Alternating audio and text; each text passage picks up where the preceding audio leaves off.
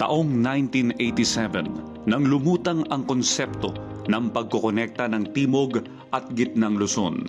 Sa ilalim ng Marcos Jr. administration, matapos ang halos 4 na dekada, magkakatotoo na ang pangakong tulay ng progreso. Ang Bataan-Cavite Interlink Bridge. Kasado na ang pagsisimula ng proyekto matapos aprubahan ng Asian Development Bank sa ilalim ng Marcos Jr. administration ang pondong $2.1 billion para sa proyekto. This will be a very important milestone in infrastructure development of the country under the administration of President Bongbong Marcos. Every peso our predecessors have shelled out and every peso that we will continue to spend to construct public roads and infrastructure are investments meant for many generations.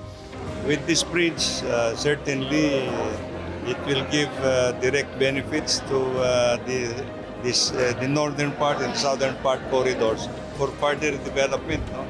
There will be a lot of economic activities that will come out of it. Every day that we leave our houses to pursue our careers, our passions, and our irresponsibilities, we traverse the paths constructed by the dreams and resolve of those who have come before us.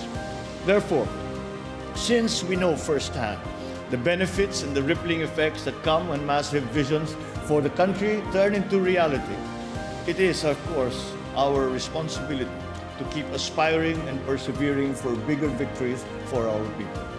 Sa 32.15 kilometrong tulay, kasama ang pangakong pag-usad.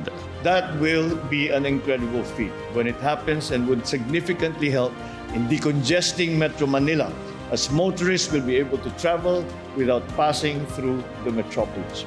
It will also help in bringing prices down for goods and services as the transport and logistics costs will decrease, thereby generating immense savings.